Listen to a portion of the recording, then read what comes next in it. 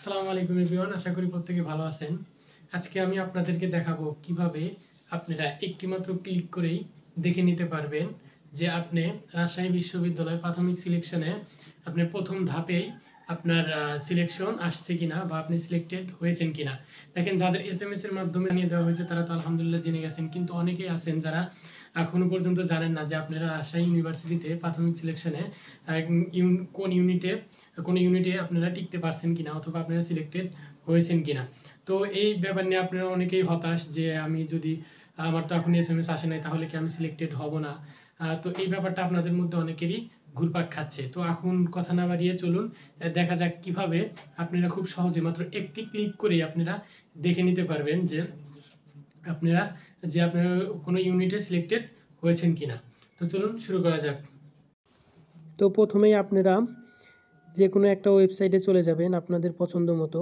তো আমি ক্রোম ওয়েবসাইটেই চলে যাচ্ছি। তো এখান থেকে আপনারা সার্চ বক্স পাবেন।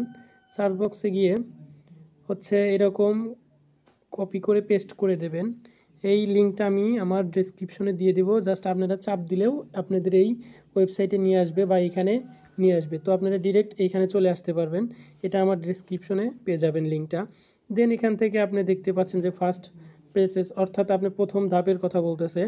তো দেখেন এটা পাবলিশড অলরেডি হয়ে গেছে। তো এইখান থেকে এখানে কি লেখা আছে যে এইচএসসি সমমান এবং এসএসসি সমমান পরীক্ষার সংক্রান্ত প্রয়োজনীয় তথ্য সঠিকভাবে প্রদান করতে হবে। কারিগরি বোর্ডের শিক্ষার্থীরা শিক্ষা বোর্ডের স্থলে প্রযোজ্য ক্ষেত্রে টেকনিক্যাল, ভোকেশনাল, বিএম, ডিসিওএম এবং সি জিসিই, বিএফএ ও ডিপ্লোমা ইন ইঞ্জিনিয়ারিং এর শিক্ষার্থীরা এইচএসসি সমমান বোর্ডের স্থলে আদার্স সিলেক্ট করবে। অর্থাৎ এখানে আপনার বলে দিছে যে কিভাবে এসএসসি এবং এইচএসসি এবং যারা কারিগরি শিক্ষা আছে তারা কিভাবে জানতে পারবে যে তারা সিলেকশন হয়েছে কিনা। তো দেন নিচে দেখতে পাচ্ছেন যে এইচএসসি রোল চাচ্ছে। তো আপনি এইচএসসি রোলটা দিয়ে দিবেন। আমার এইচএসসি রোলটা আমি দিয়ে দিচ্ছি 25, 23, 93। দেন এখান থেকে দেখতে পাচ্ছেন যে এইচএসসি আমি কোন বোর্ড থেকে পাশ করেছি বা কোন বোর্ড থেকে পরীক্ষাটা দিয়েছিলাম।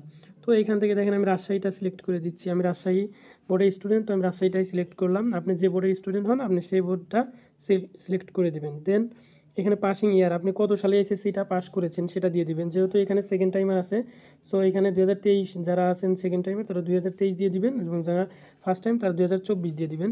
তারপরে এসএসসি রোল, আমার এসএসসি রোলটা আমি দিয়ে দিচ্ছি।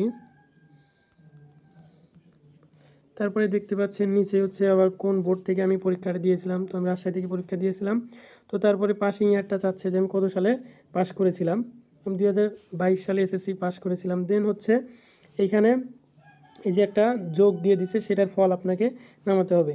দেখেন সেটার এখানে এই ইন্টার ক্যাপচা হিয়ার এখানে দিতে হবে। নিচের ছবি প্রদর্শিত সংখ্যা দুটির যোগফল পাশের টেক্সট বক্সে লিখুন।